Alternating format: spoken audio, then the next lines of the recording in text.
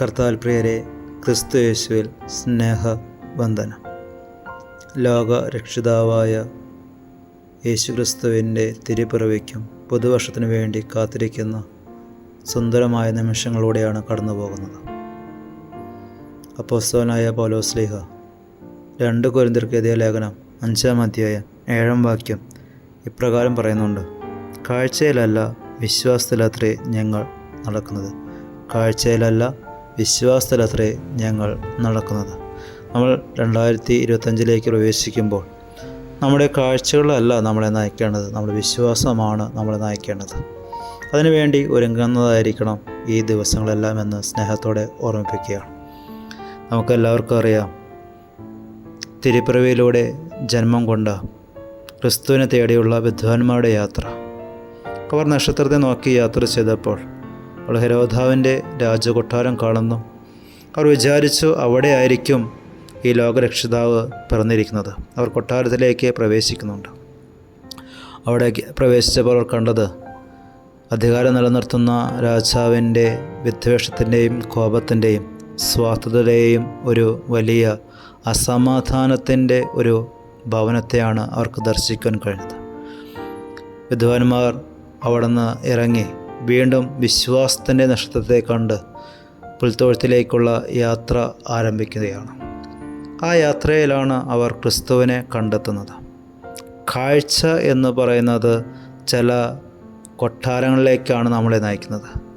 നമ്മുടെ ഇതുവരെയുള്ള യാത്രയിൽ പലപ്പോഴൊക്കെയും ഈ കൊട്ടാരങ്ങളുണ്ടാക്കി അതിൻ്റെ ഉള്ളിൽ വസിക്കുന്നവരായിട്ട് നമ്മൾ മാറ്റപ്പെട്ടിട്ടുണ്ട്. സ്വാർത്ഥതയുടെയും ആഡംബരത്തൻ ജീവിതത്തിൻ്റെയും പകയുടെയും വിദ്വേഷത്തിൻ്റെയും കോപത്തിൻ്റെയും വിട്ടുവീഴ്ചയില്ലാത്ത ജീവിതത്തിൻ്റെയും കൊട്ടാരങ്ങൾ ഉണ്ടാക്കി അതിനുള്ളിൽ ക്രിസ്തു ഉണ്ട് എന്ന് പറഞ്ഞ് നമ്മൾ ഇരിക്കുകയാണ്. പക്ഷേ യാഥാർത്ഥ്യത്തിൽ അവിടെ സമാധാനമില്ലാത്ത ഭവനങ്ങളാണ് നമ്മളെല്ലാവരുടെയും. ഹെരോദാവിൻ്റെ പോലെ നമ്മുടെ ഭവനങ്ങളും നമ്മുടെ ഹൃദയങ്ങളും ഇന്ന് സമാധാനമില്ലാതെ മുന്നോട്ട് പോവുകയാണ്. അത് തിരിച്ചറിഞ്ഞ വിദ്വാൻമാർ ആ ഭവനം വിട്ടിറങ്ങി യഥാർത്ഥമായ ക്രിസ്തുവിലേക്ക് യാത്ര ചെയ്യുന്നു. കാഴ്ചയല്ല, വിശ്വാസമാണ് നമ്മളെ നയിക്കേണ്ടത്. വിശ്വാസമുള്ളവർക്ക് സമാധാനത്തിൻ്റെ ദൈവപുത്രനെ കണ്ടെത്തുവാൻ കഴിയുള്ളൂ. ഈ മായ ലോകത്തിൻ്റെ ജീവിതത്തിൽ നമുക്കറിയാം, ഒരേപോലത്തെ തന്നെ പല സാധനം നമുക്ക് കാണാൻ കഴിയും. അതിൽ ഏതാണ് ശരിയുള്ളതെന്ന് മനസ്സിലാക്കണമെങ്കിൽ അത് ഉപയോഗിച്ചറിയണം.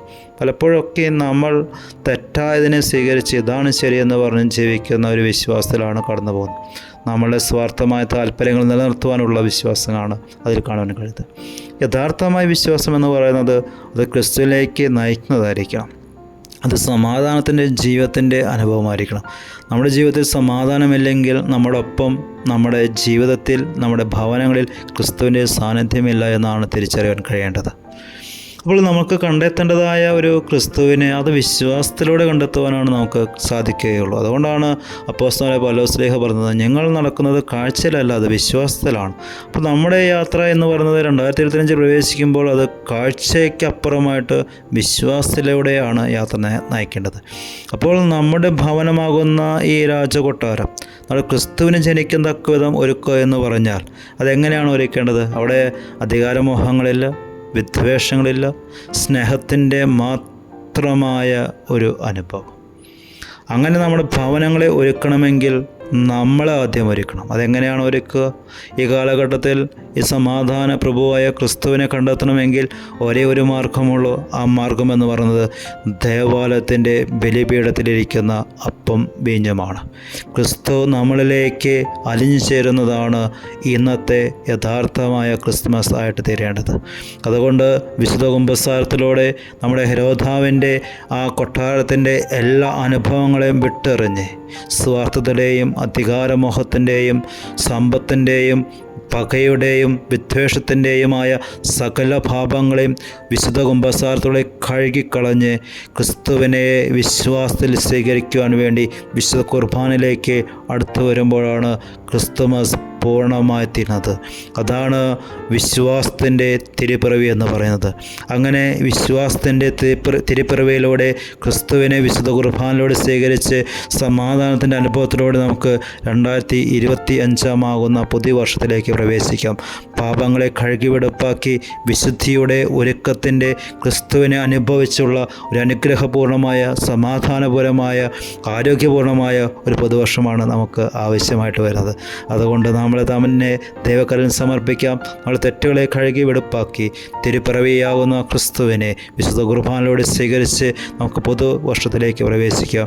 അതിനെല്ലാവരും ദൈവം അനുഗ്രഹിക്കട്ടെ. ആ തിരുപ്പിറവിക്ക് വേണ്ടി നമ്മളെ തന്നെ ഒരുക്കാം. ഞങ്ങളെല്ലാവർക്കും പുതുവർഷത്തിൻ്റെയും ക്രിസ്തുമസിൻ്റെയും ആശംസകൾ നേർന്നുകൊണ്ട് എൻ്റെ വാക്കുകൾ ചുരുക്കുന്നു. ദൈവം നമ്മളെല്ലാവരെയും അനുഗ്രഹിക്കട്ടെ.